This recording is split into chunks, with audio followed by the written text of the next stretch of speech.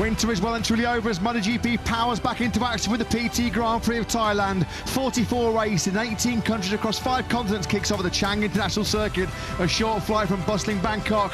The first points in the bid to lift MotoGP's biggest for grabs in the Sprint Next Live. It's finally time for racing. It's time for MotoGP.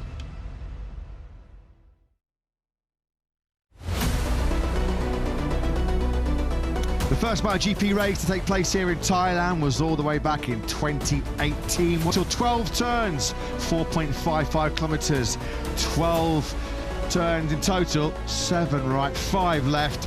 Pretty tire punishing to say the least in what are exceedingly hot conditions. It is hot, hot, hot as we return from our long winter break.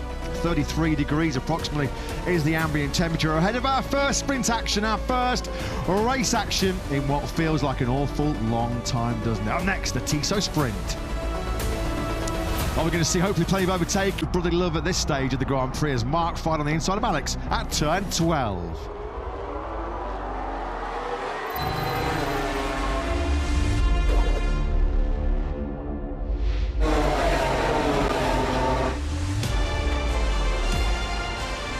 We are back,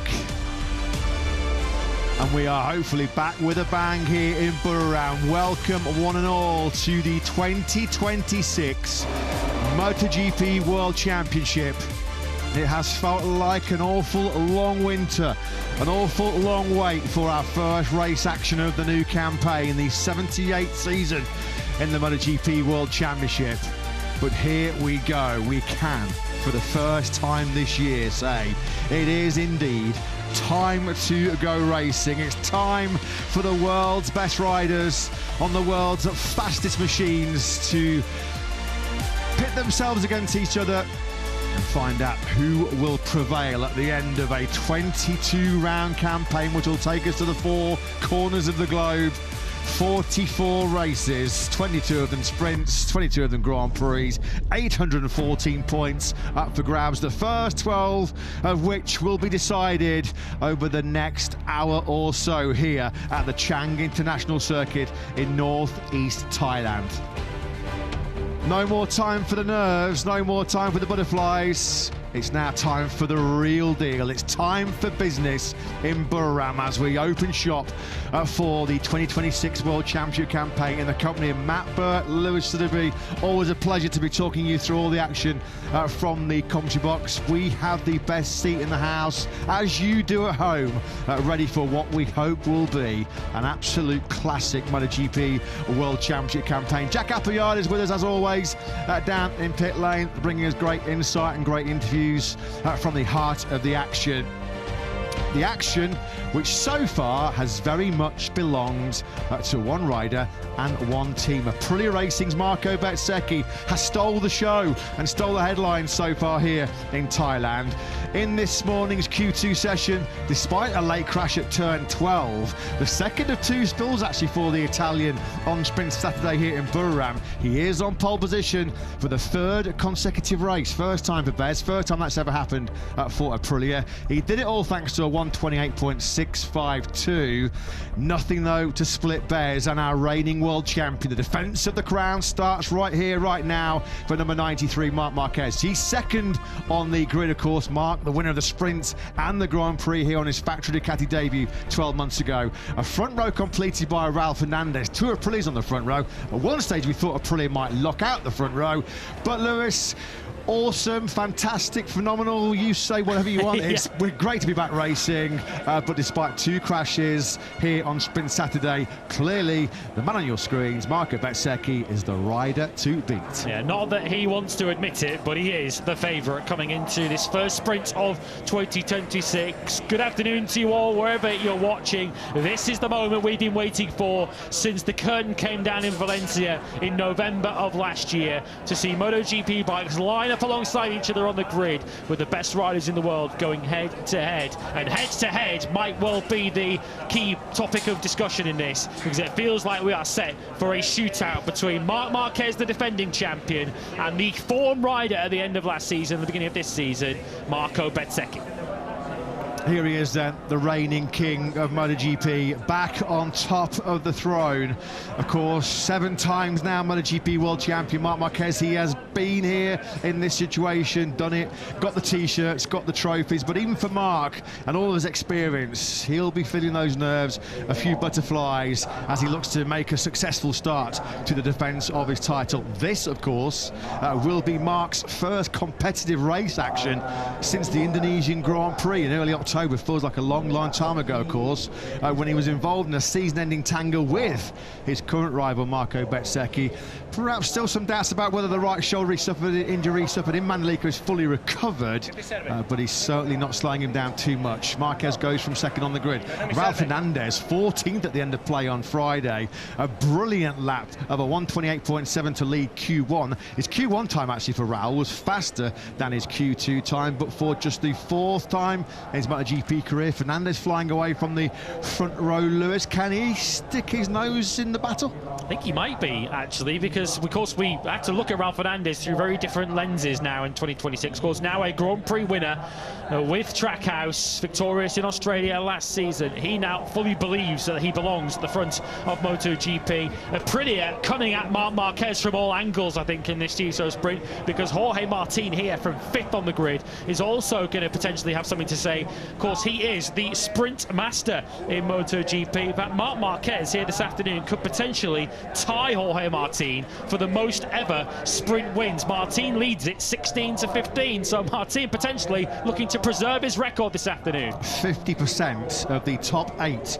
of this Thai Grand Prix grid have rolled off the production line at the Noali factory back at Aprilia's base in Italy. Agura completing their quartet in 8th place, and we know the sort of brilliance that Agura's capable of delivering here in Buriram. A sensational debut here for Trackhouse Aprilia 1 year ago when he was 4th in the sprint, 5th in the Grand Prix, which eventually turned out to be his season best finishes in both.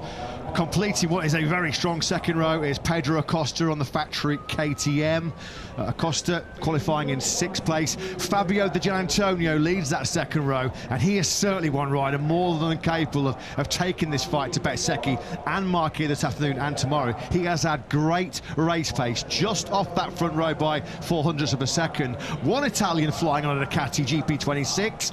We can't sadly say the same for Pecco Bagnaia. We thought that we turned the page on Pecco Bagnaia's struggles of 2025. Unfortunately, there's a little bit of a hangover from last year's issues for the 2-time MotoGP world champion. Again, slightly unfortunate, but also just at the wrong part of the racetrack at the wrong time yesterday in practice when rain was falling. Bagnaia didn't get the best of the conditions nor of himself, which put him in qualifying 1, and of course it was a qualifying 1 that featured the aforementioned Ralph Fernandez and Frankie Morbidelli. One of those 3 was going to have to miss out. In the end, it was Bagnaia who starts from the 5th row of the grid, and we know that the sprints weren't exactly his strongest discipline last year. 7 sprint podiums so far for 27-year-old Di Gianantonio, the last of which came in our last sprint to close out 2025 over in Valencia.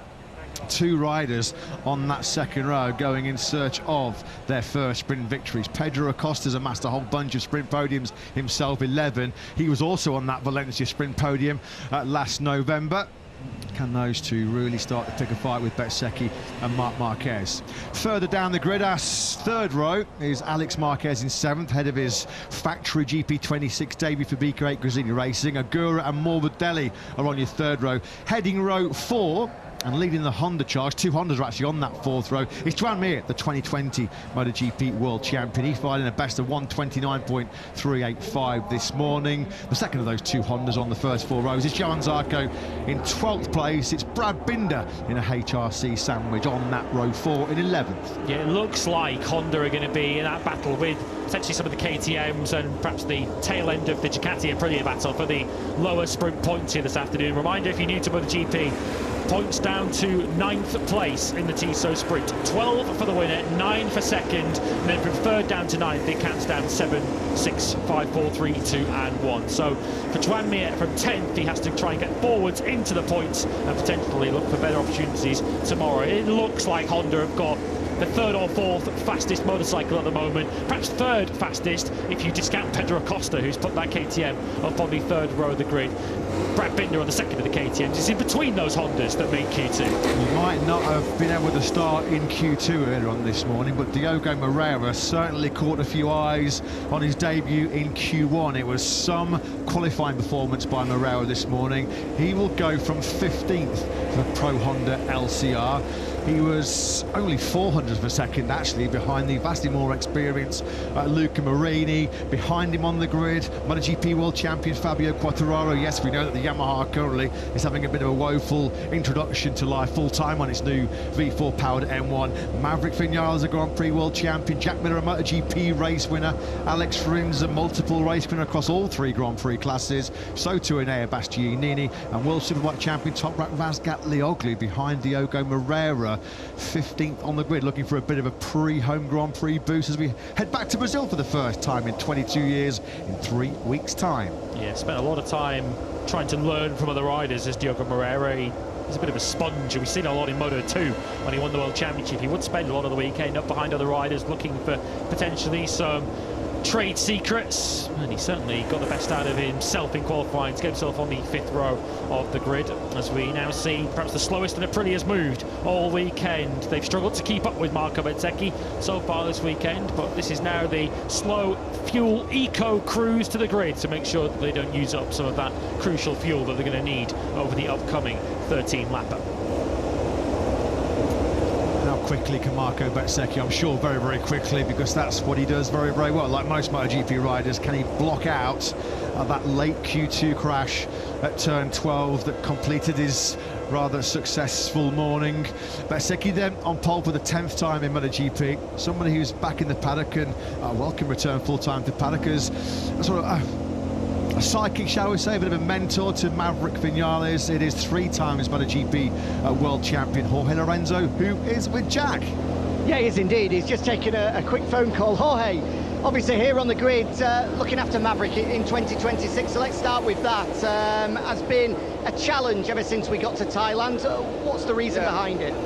Well, unfortunately, was not the start that we expected. We still didn't make the race, so let's see how it goes the race. But for the moment, Maverick, we need to focus to understand how to take the maximum on the bike, how to choose the best riding to get the maximum. And for the moment, we didn't get there yet. Looks as though at the front it's Marco Bezzecchi's race to lose. He's been so strong this weekend. Can you see anybody stopping him here? Well, everything can happen in a race. We saw he crashed in the last corner, so everything can happen. But in terms of pace and speed, probably he's the favorite. Thanks, Jorge. Thank you. Yeah, thanks very much to Jorge Lorenzo. Thanks, as always, Jack. Yeah, Maverick Vinales, he had a pretty brutal KTM debut here 1 year ago. No points last year, 16th at the checkered flag in the Grand Prix, 14th over the line in the sprint. 2025, it was a pretty injury-ravaged campaign, wasn't it, for the Spaniard? He missed 8 Grand Prix injured after suffering that nasty left shoulder injury in a wet Q2 in Germany. Only the second time in 11 years in MotoGP, Vinales closed out a season without a single podium, the only other one being his rookie season with Suzuki back in 2015. If he's going to be in the podium fight at any stage here this weekend in the sprint or the Grand Prix, well, he's going to be having to produce something really, really special. Vinales goes from 17th on the grid. Yeah, just ahead of his teammate, 1 row ahead of his teammate Enea Bastianini, whose qualifying problems from his first KTM season also persist. He's only got Toprak and Michele Pirro behind him, so their best chance of some points is likely to come tomorrow in the full-length Grand Prix over 26 laps, which also gets underway at 3 p.m. local time. We're a quarter of an hour away from 3 o'clock and the start of the 2026 MotoGP season in baking hot conditions here in Buriram. And the heat has all been put on by Aprilia so far this weekend. Ducati, it feels, for the first time in several seasons, start the season with a real battle on their hands. Here comes Marco Bezzecchi then, cruising to pole position, the 10th of his MotoGP career, 6th time he's been on pole for Aprilia, the first time in his MotoGP career he's starting the season from the front row of the grid. It's been a stunning weekend so far, hasn't it, for the Niwali factory. All 4 machines inside the top 8. We'll let you just run through the grid yourselves back at home while we pick it up with Trackhouse boss Davide Brivio. Ralph Fernandez on the front row and Iagura down in 8th. 4 players inside the top 8, Jack. Big expectations. Yeah, as you can see on that front row of the grid, as you just pointed out, Ralph Fernandez up there once again. Davide, this isn't something new to him now. We saw from the back end of last year, qualifying on the front row, fighting at the front of races. How important is that experience going to be going into this one? Yeah, I mean, Raul did a great job today because he woke up in the morning and said, I have to get to the Q2, and then actually managed to be in the first row. I think these type of things are important. At the end of last year, we were talking to him and saying, you have to get used to stay maybe with the top group. And so now, let's say, he has a little bit more experience, but like, you get to know also who you, for instance, he said this morning, oh, I've never been in a race with Marc Marquez. Let's see if we can do that. So in order to learn and to understand more. So, I mean, starting from the first row, of course, it's worth to try and see what's happened. He's in a good shape. And I didn't expect him to be so advanced because during the testing and yesterday, he was not fully comfortable on a bike. But this morning, we made some small improvement and yeah, it worked. I imagine that feeling is almost the opposite for I, who is probably a little bit further back than where you expected him to be. What can he do from the third row? Yeah, a little bit disappointing because he couldn't put everything together. For sure, I mean, we were 28.7 in the test and whatever, so there was clearly the potential to do much better, but just it didn't work during the qualifying session. And we have a good pace, of course. Starting 8 is more difficult, but I think we can try to have a good race. The pace is there. Let's see. Thanks, Davide. You're welcome. Yeah, crucially, the pace has been there for Iagura. There'll be a tinge of disappointment. Half a second slower he was in qualifying this morning compared to that 28.7 he delivered in the test. The 28.7, had he repeated that from last weekend, would have obviously put him on the front row of the grid. Nevertheless, let's look at the positives for the 25-year-old Japanese rider. It is only the 4th time in his MotoGP career. He will start inside the top 10.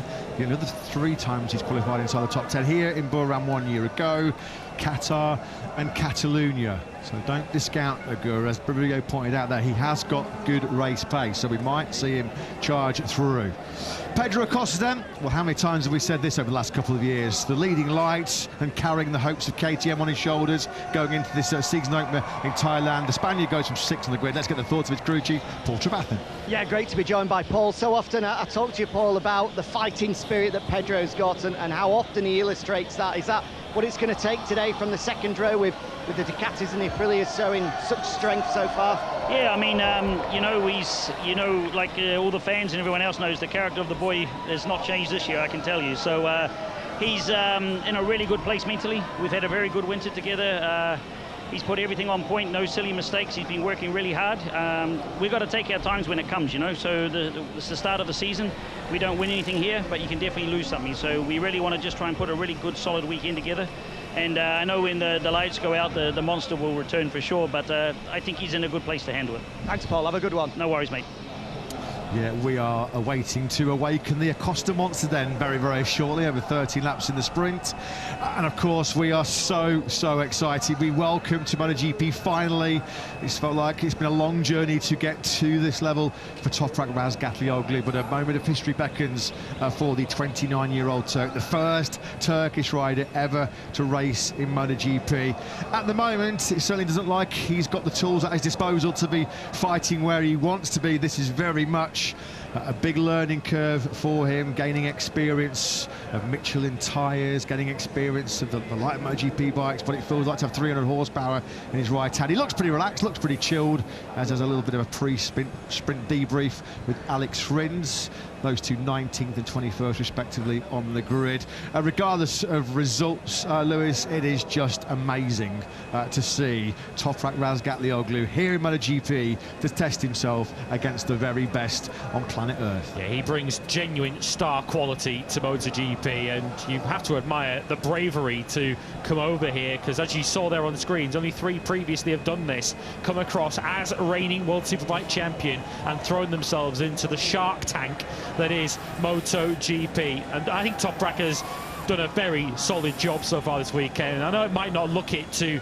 many just looking at the pure situation of him starting 21st on the grid, but to qualify 10th behind Alex Rins, 3/10 behind Jack Miller and half a second behind Fabio Quartararo, who's probably the fastest rider in the world over a single lap, is no mean feat. But what can Ducati do then? Are they the underdogs coming into this Tissot sprint with Marc Marquez starting second? Davide Tardozzi is with Jack. Yeah, it's a great point, Lewis. Not often do we get the chance to say ahead of a race that the Ducati and Marc Marquez are the underdogs going into it, but is that the case going into this, Davide? I think that is the case to collect points. Marco Bezzecchi shows, and Aprilia, because there is another Aprilia on the front row, looks very fast on this racetrack, mainly on the last part of the track, T4. But yeah, the main is to collect points, first of 44 races, so we are looking to the championship, so to collect points, because I think that Marco will be very, very tough to beat. I think that the huge surprise of the morning was the performance of Pecco. We thought that it was a new Pecco, the old Pecco, that had returned after what we saw in pre-season. What happened? It happens that in the last two flying laps he makes two mistakes. That's why he was red and red on the first two splits, and then he makes mistakes, and it can happen. But we know that Pecco is fast. He shows that during the winter test. So we are confident, and again, he's the first of 44 races. So we are confident, and we'll see. Thanks, Davide. Thank you.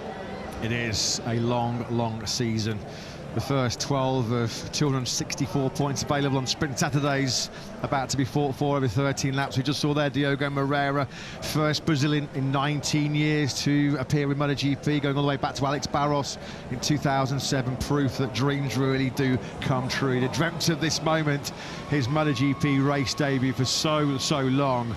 Well, there's been so much pre-season focus on the brilliant performance of the Aprilia RSGP with Marco Bezzecchi on top of that motorcycle. So far, it's been a stunning Borough round. Bezzecchi leading all three practice sessions on pole position. Can he do it in the sprint? Let's get the thoughts of the boss, Massimo Rivola. Yeah, that's the big question, Bertie. As you say, has been perfect so far this weekend, fastest in every single session, but these are the ones that count. Massimo, how is Marco feeling ahead of it? He's okay. Maybe a bit disappointed for the last corner crash, but at the end they didn't change the grid order, so it's a warning that is maybe useful to keep the brain on, you know, when you start battling in the first battle of the season. So I mean, the speed is there, but never say never, because Marc is just there. I mean, still I think Marc is the first candidate. And it's been not only a great day for Marco, but for the entire Noali factory. 3 bikes in the top 5, 4 inside the top 8. It looks as though you guys are here to fight and compete this year. Yeah, that is the thing that I like the most, and the big rewarding to the Noale factory job.